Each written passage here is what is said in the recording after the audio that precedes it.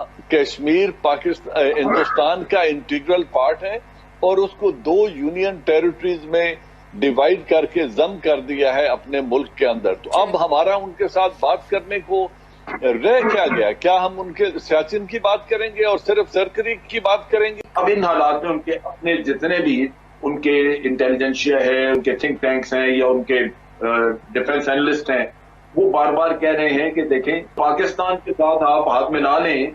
पाकिस्तान एक बड़ा विलिंग किस्म का हमसाया है जो पहले ही बातचीत के लिए परेशान फिर रहा है। तो आप हाथ बढ़ाएंगे तो ये फौरन आपका हाथ पकड़ लेंगे। पाकिस्तान को भी वो नाक रगड़वाने के लिए वो पीछे नहीं हटना चाहते भारत वाले, और अमेरिका भी उनको दोबारा जबरदस्ती को सहारा है और उनको नेगोशिएशंस में भी शामिल करने की कोशिश कर रहा है, जहां पाकिस्तान बड़ी मुखालफत कर रहा है। पाकिस्तान तो खैर सोच भी नहीं सकता कि कन्वेंशनल वॉर का आगाज करे, क्योंकि भारत के पास बहुत उसकी मईशत बहुत बड़ी है। क्योंकि नरेंद्र मोदी गवर्नमेंट इस अमेंडमेंट को, कॉन्स्टिट्यूशनल अमेंडमेंट को किसी भी सूरत वापस नहीं लेगी। भारत और पाकिस्तान के बीच जो सुलह की पहल हुई है उसको पाकिस्तान में अधिकांशतः लोग अपनी हार की तरह देख रहे हैं। उनका यह सोचना है कि प्रधानमंत्री मोदी तो अपनी दहशतगर्दी वाली शर्त कि पाकिस्तान भारत में दहशतगर्दी फैलाता है उससे पीछे नहीं हटा, न ही कश्मीर के विशेष दर्जा समाप्त करने वाला अपना आदेश ही वापस लिया। फिर पाकिस्तान को इतनी क्या जल्दी पड़ी थी कि घुटने टेक दिया। आइए सुनते हैं पाकिस्तानी मीडिया की इसी पृष्ठभूमि की पर चर्चा।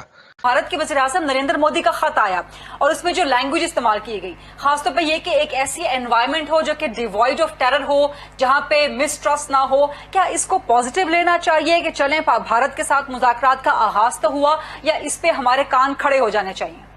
इस पे हमें बगले बजाने की या उसकी जरूरत नहीं है कि शायद बहुत बड़ा कोई ब्रेक थ्रू हो गया है। और जो उसका कंटेंट है, जिस तरीके से आपने कहा कि उन्होंने इस मौके पर भी पाकिस्तान की तरफ से दहशतगर्दी न किए जाने की जमानत मांगते हुए कहा कि हमें आगे बढ़ना चाहिए, तो उनकी जो सुई है वो वहीं पे अटकी हुई है और वो पाकिस्तान को उसी नजर से देख रहे हैं और वो अपने मौकफ से बिल्कुल पीछे नहीं हट रहे। और यही नरेंद्र मोदी का मौकफ रहा है जो जिस तरीके से वो डील करते हैं। हिंदुस्तान ने उस हल तलब मामले को सिरे से इशू तस्लीम करने से ही इनकार कर दिया है।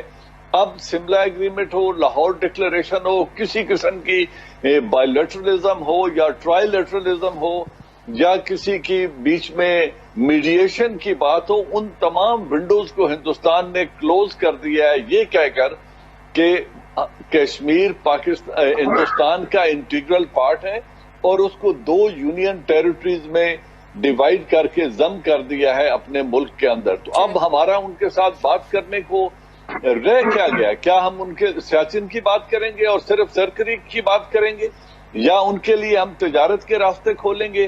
तो जो एक प्रिंसिपल इशू है जिसकी वजह से कई हमारे ममालिक के दरमियान जंगें भी हुई हैं, उसके ऊपर बात करना मेरे ख्याल में उसके बगैर किसी किस्म के ताल्लुकात की इब्तिदा करना हमाकत होगी। इसके पीछे यकीनन कोई ट्रैक टू काम कर रहा है, यकीनन बड़ी कुव्वतों का अमल दखल है और हमारे दोनों अरब दोस्त ममालिक मेरी जाती राय में किसी शह पर कदम आगे बढ़ा रहे हैं और पाकिस्तान को मशवरा दे रहे हैं कि आप इन ताल्लुकात को नॉर्मलाइज करें। इन दोनों ममालिक ने आज तक कश्मीरियों के ऊपर होने वाले जुल्म के लिए आवाज नहीं उठाई, लेकिन अब हिंदुस्तान की मुआवनत की बात कर रहे हैं। तो इसको हमें देखना ये चाहिए कि क्या वो तकरीबन 30 लाख पाकिस्तानी जो वहां पर रोजगार की तलाश में इन दोनों ममालिक में मौजूद हैं, क्या उसको एज अ लीवर यूज किया जा रहा है, क्या उसको as a pressure tool use किया जा रहा है? विदाउट सेइंग दैट मच, मेरे ख्याल में इनके पीछे जो कुव्वतें हैं और इन दो को जो आगे लाया गया है, ये एक कोर्सिव डिप्लोमेसी है।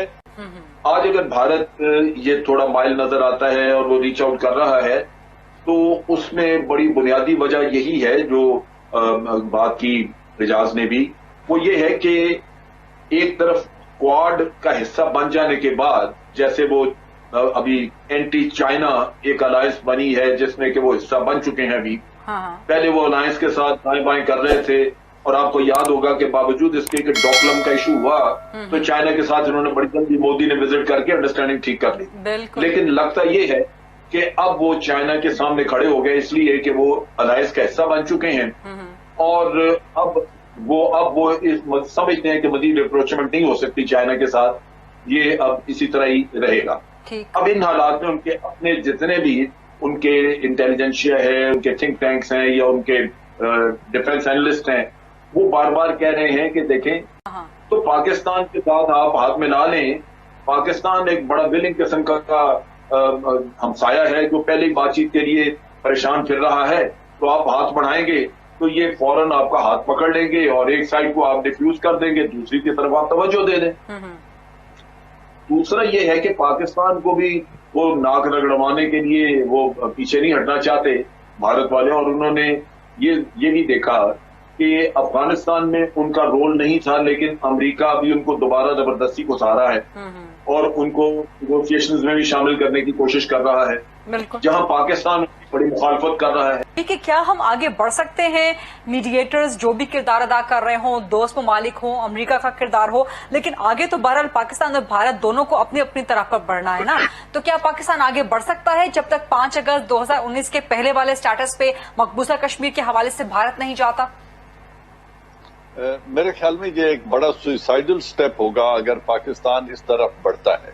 हिंदुस्तान की तरफ दोस्ती का हाथ बढ़ाते हैं तो एक तरफ कश्मीरियों को एक तो मैसेज उनको नाउम्मीदी का जाएगा, हम उनसे फिजिकली तो कुछ कर नहीं रहे, ये उम्मीद भी छीन लेंगे, उनके हौसले पस्त हो जाएंगे, जो सबसे बड़ा जुल्म होगा और ये हमें हरगिज नहीं करना चाहिए।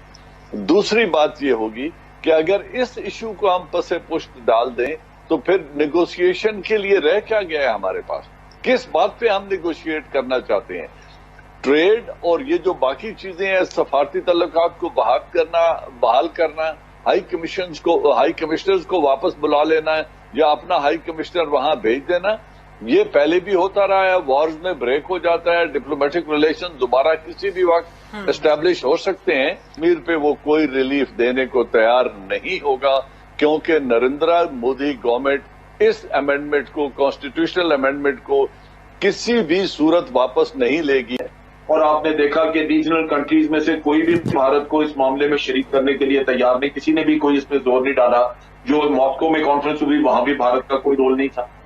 तो इन हालात में भारत पाकिस्तान से ये तवक्को करेगा कि पाकिस्तान ये मुखालफत छोड़ दे ताकि उसके पांव अफगानिस्तान में जमे रहें और वो वहां पे अशरफ गनी को सपोर्ट करता रहे, और कल जब जरूरत पड़े तो पाकिस्तान के खिलाफ फिर वही खेल खेला जाए जो वो इतने अरसे से खेल रहा है। ठीक। अब जो खत है इसकी बात कर ले। खत में जो 2 चीजें हमने पॉइंट आउट की कि एक तो टेररिज्म का कि ये हालात जो पहले टेरर फ्री हो, हॉस्टिलिटी कम हो, उससे बड़ा दुख हुआ मुझे ये कि हमने इतना अरसा, कल बोशन का सारा किस्सा हमने खोल के रखा, इंटरनेशनल कोर्ट में गए, वहां भी उनको वो रिलीफ ना मिल सका जो वो मांग रहे थे। फिर आप देखिए कि हमने इतना जबरदस्त डोजियर दिया, दुनिया पूरी ने देखा, और उस डोजियर में इतने जबरदस्त शवाहिद थे कि कोई शक कर नहीं सकता। तो भारत फिर भी उसको खातर में नहीं ला रहा, यानी उस जो खुद उसने कर दिया यहाँ पे तबाही, वो तो है ही नहीं, उसका तो जिक्र कहीं नहीं। आप 1000 सबूत दे दें, लेकिन अपनी वो कहानी फिर कर रहा है जो कि जिसके कभी उसने शवाहिद नहीं दिए। 23 मार्च 1940 को लाहौर में मुस्लिम लीग ने भारत से अलग होने का एक प्रस्ताव पारित किया था। हालांकि पाकिस्तान में अक्सर लोग यह कहते हैं कि भारत और पाकिस्तान के बीच बंटवारा 2 कौमी नजरियों के आधार पर हुआ था। 2 कौमी नजरिया का तात्पर्य है कि हिंदू और मुसलमान 2 अलग अलग कौमें हैं, वे एक साथ नहीं रह सकती। इसको बुनियाद बनाकर मुसलमानों ने अपने लिए एक अलग देश की मांग किया था, परंतु इसके मूल में लोकतंत्र था। जब देश आजाद हुआ उस समय अंग्रेजों का शासन था, लेकिन अंग्रेजों के शासन के पहले यहाँ पर मुगलों का शासन था। मुस्लिम नेताओं का यह मत था कि भारत एक प्रजातांत्रिक और गणतंत्र देश बनेगा तो चुनाव होगा, और चुनाव होगा तो हिंदू मेजॉरिटी होने के कारण उनको सत्ता कभी भी नहीं मिल पाएगा। मुस्लिम लोगों को यह मानना था कि अंग्रेजों ने मुस्लिम शासकों को हटाकर अवैध रूप से भारत पर अपना कब्जा जमाया था, लिहाजा जब वे वापस जा रहे हैं तो फिर सत्ता मुस्लिमों को ही वापस मिलनी चाहिए थी, जो कि प्रजातंत्र में संभव नहीं था। इस प्रकार लोकतंत्र का डर ही मुसलमानों को मजबूर किया कि वे अपने लिए अलग देश की मांग करें, और यह अंग्रेजों को भी सूट करता था क्योंकि वे एक मजबूत भारत नहीं देखना चाहते थे, और उन्होंने भी भारत के बंटवारे का समर्थन किया और भारत और पाकिस्तान दो देश बन गए। यह स्वतंत्रता प्राप्ति के बाद और स्पष्ट हो गया। जहां भारत ने 1952 में ही अपने यहाँ आम चुनाव करा लिया, वहीं पाकिस्तान को आम चुनाव कराने में 21 साल का समय लगा। पहली बार 1971 में आम चुनाव हुआ, लेकिन आपस में ही फूट पड़ गया। आज के जो पाकिस्तान के मुसलमान हैं वो बंगाली मुसलमान को सत्ता सौंपना नहीं चाहते थे।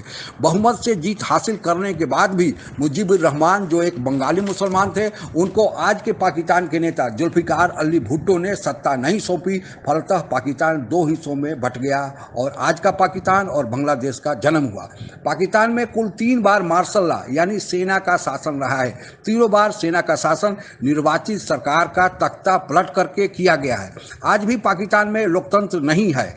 चुनाव कोई भी जीते, पर्दे के पीछे से सेना ही वहां शासन करती है। सेना का शासन में दखलंदाजी न हो, इसके लिए वहां लंबे समय से पीडीएम के बैनर तले आंदोलन चल रहा है। इन सब के बीच मोदी का लेटर बम पाकिस्तान में चर्चा का विषय इसलिए बना हुआ है कि लोग यह सोच रहे हैं कि आखिर अगला कदम मोदी क्या करेगा, इस लेटर का अर्थ क्या है, मोदी क्या करने वाला है। वहां के लोगों को भले यह पता न हो, लेकिन हमको यह पता है कि मोदी आगे क्या करने वाला है। आज के लिए बस इतना ही।